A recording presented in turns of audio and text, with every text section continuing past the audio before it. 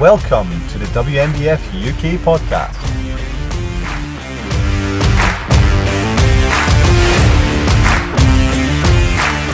What a special one. I'm joined with Luca, who is our WNBF teen champion. Luca, welcome to the show, my friend. How are you, my man? I'm doing very well. Thank you for having me. That's good. That's good. I did pronounce that surname correct, right? Close enough. Close enough is fine. Guys, bear with me. It is Italian, so I tried to work on that one. So luckily, I managed to get it very close. So, Luca, how you doing? All good? Yeah, doing well. Thank you. Yeah. Good. So, Luca, we want to know a little bit more about who you are, where you come from, where you're located. Give us some background information about yourself, buddy. Okay, so I'm half Italian, as you mentioned by my name. I live in Sheffield, and Sheffield / Doncaster, because I've travelled between, and also train in a gym in Doncaster as well. But I'm also a university student in York University. I'm currently doing sports science, and I'm hoping to do a master's degree in physiotherapy afterwards as well. That's the plan. Nice. So you're firmly into your educational side of things at the moment, right? Going on that journey. So tell me a little bit about your fitness journey to date. So, how did you get into, wanting to learn about, sports science and fitness and all of those great stuff there? Well, I was in school. I've always liked sport, PE, that kind of thing. Anything to do with sports. And I thought, well, what do I want to do in my life? And I just thought what I like the most, and sport came to mind. I'd say beginning to train, my dad got me into going to the gym. Like one day, I was looking in the mirror and I wasn't happy with what I saw, like in the mirror. And then my dad was with me as well, and he was like, "Oh, when you come to the gym with me." And at first, I didn't really like it that much. It was a bit like, a bit too tough, I thought. Yeah. And I used to, from then on, I used to go before school with my dad, and I began loving it after a few months, and just carried on from there, to be honest. Nice. So the early inspirations came from your dad dragging you to the gym and getting you involved into that side of things. Yeah, it was very hard at first, but eventually, I thanked him for it. Yeah, nice. It's always good when families or friends kind of get you involved in something, and then before you know it, you're just falling in love with it, and it just becomes a natural habit that you just kind of pick up and run with. So that's always a good thing. So I've noticed that you're a level 4 personal trainer, right, and an SNC coach. So talk to us a little bit about that. So level 4, that's one up from most of the trainers out there. Yeah, that was the thought process behind it. Try and get a little bit above what's the norm, to say. So in the first lockdown, I was not really doing too much, and I was thinking about trying to improve what I can put on my CV, as well as doing something that I enjoy. So I took on a level 3 PT course, an online one, and I completed that. And I thought, they messaged me saying, "Oh, there's a level 4 as well, and there's also strength and conditioning." So I was like, "Oh, that sounds pretty good." And they said, "Oh, not many people carry on to do that." So I was like, "Oh, well, I'll do it then."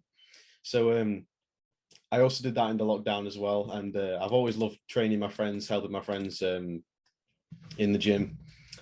And I just thought it would suit me really well. Nice.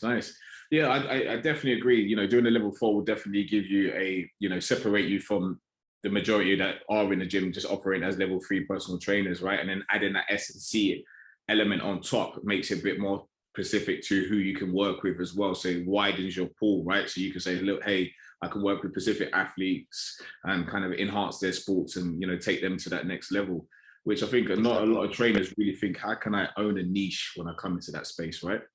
Yeah, I love everything about working out, whether it's like flexibility training or like plyometrics of power or bodybuilding, strength, anything to do with it. I find interesting. Fitness. So I just thought, well, what's quite a well-rounded thing I can learn, and strength and conditioning fits that pretty well. Nice. Especially when like athletes and other things you can train, which is also pretty cool, I think. So. And how's your business since obviously coming out of lockdown and things starting to ease up and everyone's getting back more into going into these physical environments and working with clients again, etc.? How's it been for you? Well, I took on a few clients to begin with, but then I found that my university studies were quite, they were, how do I put it? Most of my life was like on university, and I didn't really have time to do PTing on the side. So I've kind of just got it there ready for when I want to start PTing. The hope is really to be a master's physiotherapist and then also PTing as well, which I think there's not many around, so I think that'd be pretty cool. Yeah. Nice.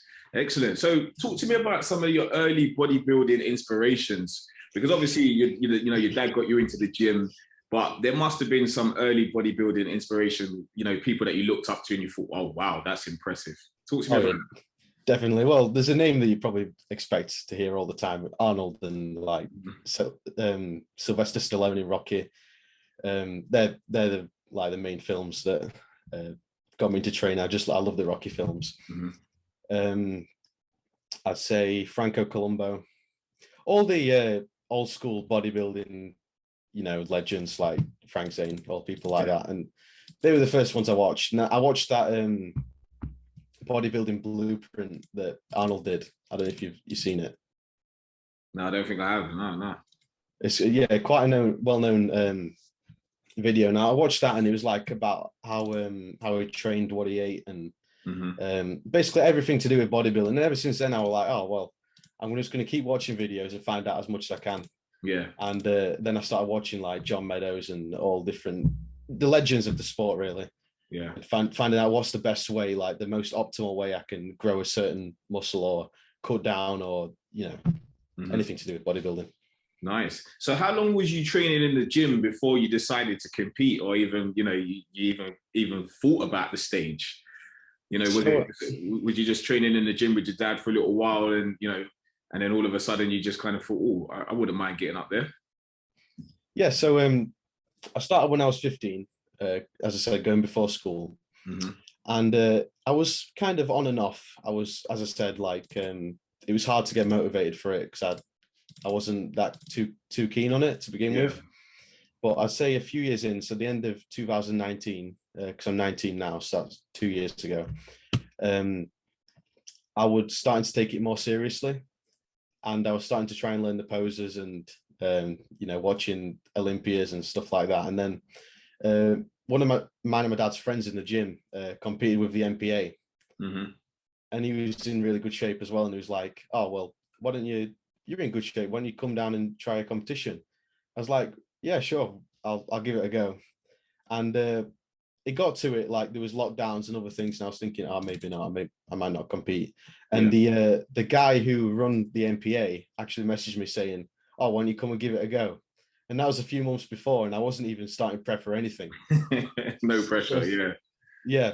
So he said, "Well, you'd be the only one up there. You're the only teen." And I'm like, "You know what? I'll do it. Why not?" I pretty much like rushed to prep and just stood on stage and, you know, tried it out. And to be honest, even though I wasn't in the condition I wanted to be in, I was glad I went on just for the confidence and the experience of it. Yeah, because I can imagine, obviously, being, you know, as young as you are and getting the opportunity to go up there, you know, some will shy away from it, and some will just leap with the opportunity and just say, oh, you know what the heck, like what you done, and just go up there and just give it your all, kind of thing. So that's really impressive from a young age to kind of get that experience. So talk to us a little bit about, since going on stage and getting that first little bite, you know, was the hunger from there to kind of just do more? Oh yeah, so like I've always been fairly shy, and then after competing the first time, I just started to like build confidence. I felt really good just going on stage and being able to like just wear like bodybuilding trunks and then not feel embarrassed about posing in front of people, you know what I mean? And to be proud of it. And then from then on, I just thought, well, I love this. Like, it's great. Like, I can show my hard work so far. Yeah. And yeah, I just carry on since then. Nice. So after that, you just decided to drop the hammer and just go all in, right? Yeah, after that first MPA show, I was like, right, I'm going like all in now. And then talk to us a little bit about what changes you made following that MPA show. You know, obviously you must have made a few tweaks, got a bit more guidance and a bit more steer in terms of, you know, how to get you to where you wanted to get to. Talk to us about the prep, how that changed versus how you went into that first show. So the big one's probably food. I cut down a lot of unnecessary foods that I was snacking or having on the night or whatever. And just started researching what foods were best for bodybuilding. Yeah. And basically cutting down on unnecessary things, and also amping up my training, just going as hard as I can. So you wasn't actually coached by anyone, you just done it through just kind of like research on your own accord? Yeah. Well, yeah, I'm always watching bodybuilding, so I'm learning all the time. So I thought that I would be my best coach. But I've got my dad with me as well. My dad's like a big motivating factor. Like, I don't know if have you seen the Rocky films? Yeah, I have. Yeah. You know how Mickey is with Rocky? Yeah. That's exactly how me and my dad are. Yeah. So like, he's not my coach, but he's my big like motivator, like friend. Like, you know. Yeah. Nice.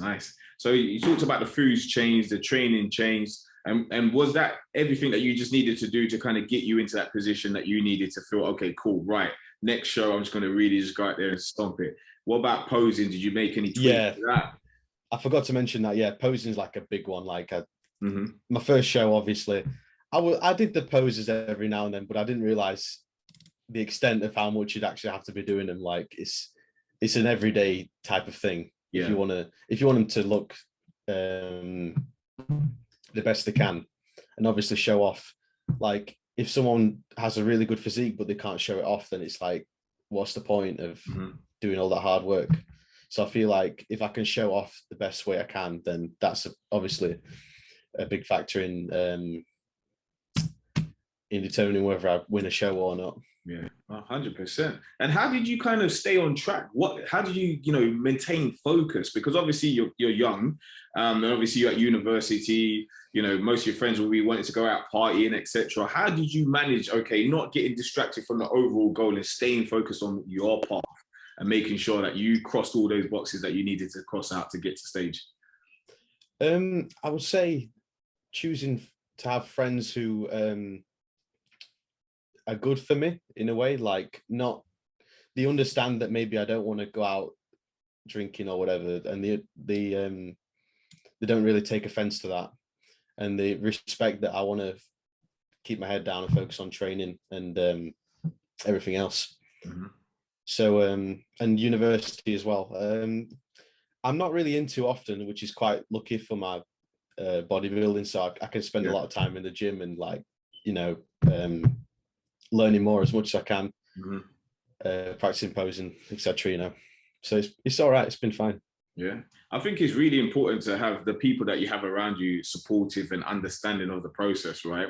And I think the more information we can kind of provide them with of why this is important for you to achieve it, and the more supportive they can be.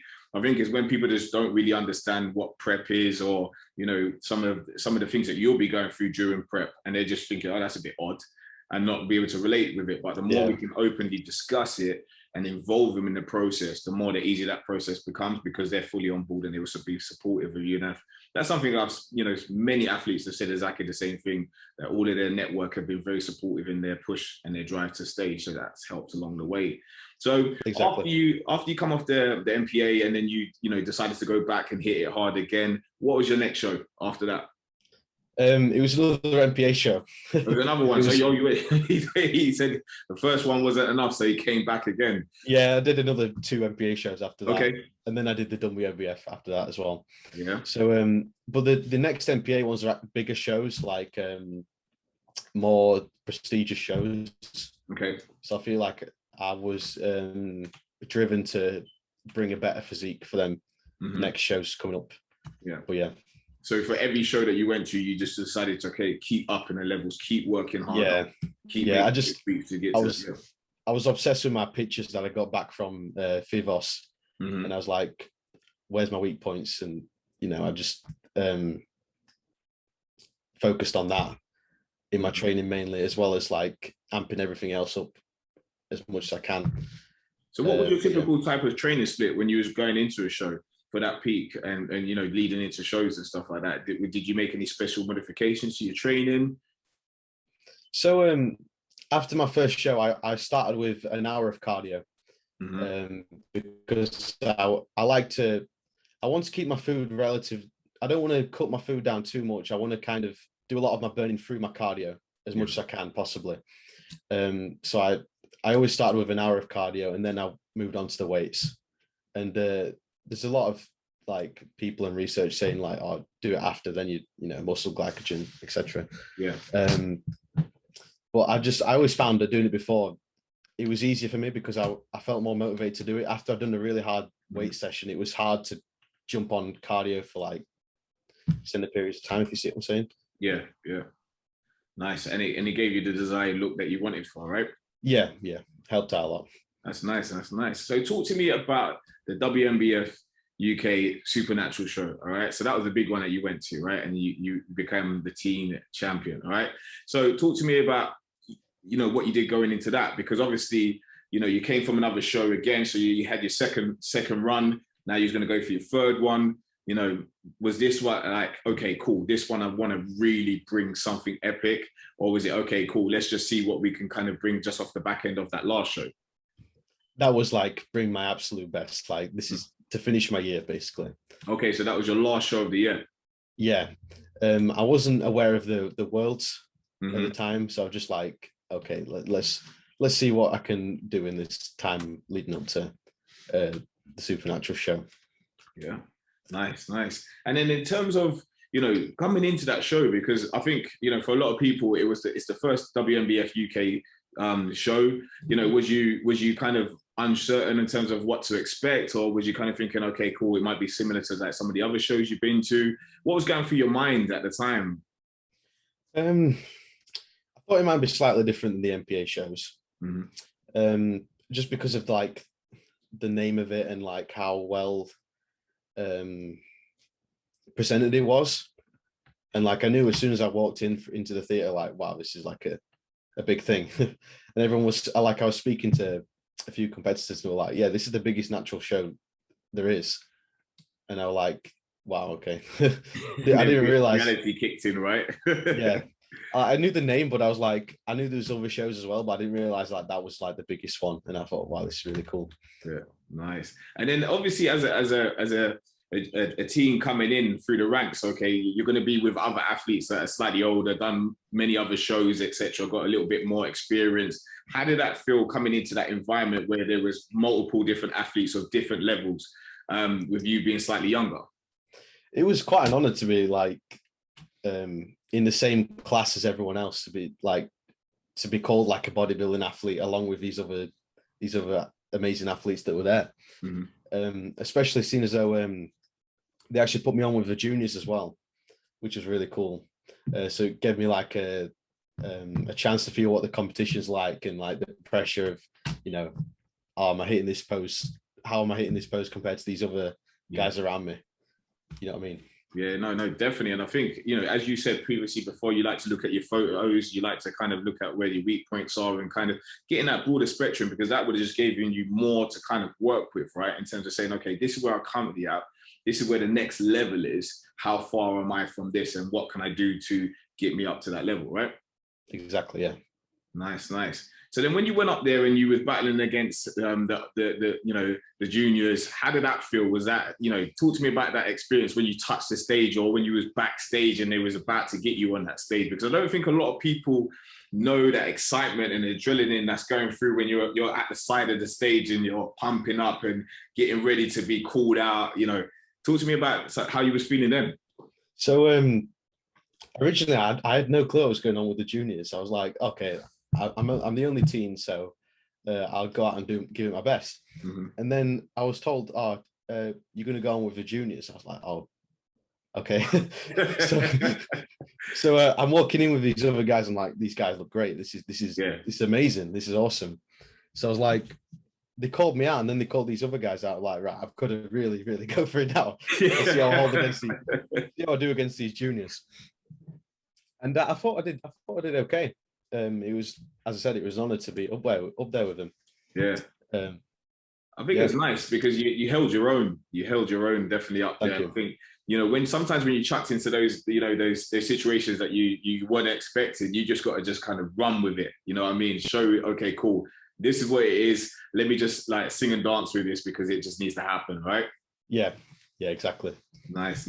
So then coming out of that, you know, the Supernatural shows, and obviously you winning your teen title, you know, how did that feel? I couldn't really believe it. Like I don't really have any words. It's just like, is this really happening to me, kind of thing. And every time I see like one of them trophies or medals or anything, I'm just like, wow, like I've done this. Yeah, great feeling, unreal feeling. I know it was really nice again to see, you know, I know you mentioned previously that your dad is always like your kind of like your supportive person, someone that's always fighting in your corner. It was really nice to see that father and son bond. And I think that was very obvious at that show as well. And your dad looked super proud of you being up there. And it's always good to share it with family and friends, especially coming out there, you know, in the audience. When you're up there on the stage, you know, sometimes it's lonely if you got no one out in the audience, but it's nicer when you do have family that you do know are there to support you and kind of you know, cheering you on and kind of giving you the extra spur that you need, right? Because it gives you more fire on the stage.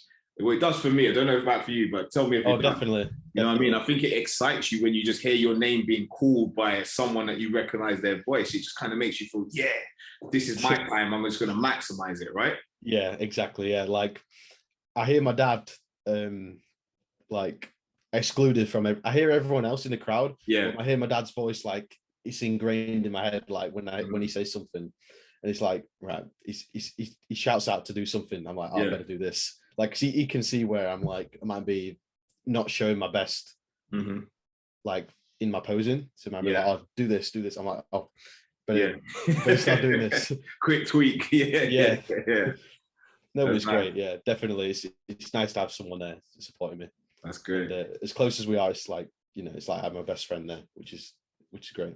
Love it. So when you came out of the show, you know, what happened after that? You know, did you kind of say, okay, cool, that was the free that I needed, and I ended on a high. I just want to eat. What did you do? Yeah, I was like, wow, I'm feeling like I'm craving some stuff. I didn't like just like binge, but like I started having more of the same stuff. Yeah, I felt like I'd earned it at that point. But yeah. Nice. And at that point, you weren't aware, still wasn't aware of the worlds or anything, or was it just kind of like, okay, cool, I know about the world, but you know what, I think I'm just going to just call it time here. So I knew I got the invite at the show, and we were going to go through with it, and we actually like we booked the flight, we were going to go through with everything. But then I realized like it was by weight categories and not by age. So I was like, oh right, I thought it was, if it was in teens, I think I would be able to stand a chance. But if it was with like people in a certain category, and I think I was in the middleweights. I was just in the middleweights. I thought, well, these guys they've had so many more years than me. I'm not really going to stand a chance.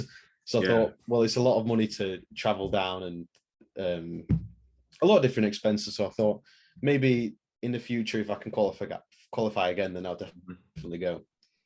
Yeah, nice. I think you got bags of potential, mate. So the opportunities will come back again, and you'll seize the moment when you get that opportunity back. So since obviously the shows, you obviously headed straight into off season, right? And just working hard. I've seen it on your social media. You're putting in a lot of work. What is the plan? You know, because everyone goes into off season. Everyone's got a plan. Everyone's got areas of improvement. What does off season look like for you? Well, I was watching your interview with Layla. And she said something really interesting that like I can relate to so well. Like you said, like she's her own experiment, and I really feel like I feel the same way myself. Yeah, like, oh, I'm gonna try this today, and keep doing that for like a few months to see how that affects my body, how it affects my my mind and my physique, and like whether it's too much for me or whether I can keep that going. It's like definitely trying different things out, experiment with my training, and seeing what works best for me. Nice. And is there any plans to kind of get a coach on board, or are you going to just kind of go it alone and just apply some of the things and the learnings that you come across during your own kind of exploration? Yeah, just learn as much as I can and be my own coach, pretty much. And obviously, my dad motivating me too. Shout out to dad, keeping the motivation there. Yeah, like because sometimes obviously get a bit burnt out, but with someone there behind you, it's a bit easier. Definitely. So, what's your current training split at the moment? Give us some insight to how you're currently breaking it down at the moment.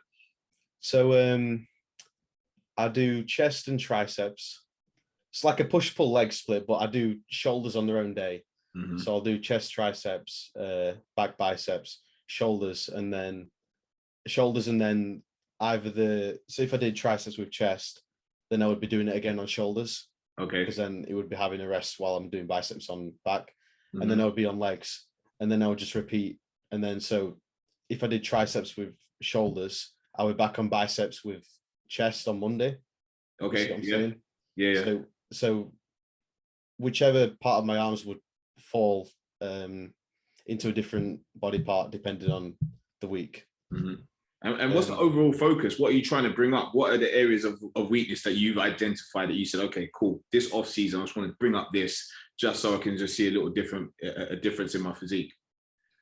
I just want to build mass all over, to be honest. And then just size. just general size, like try and lift as heavy as I can safely. Pretty much with my lifts.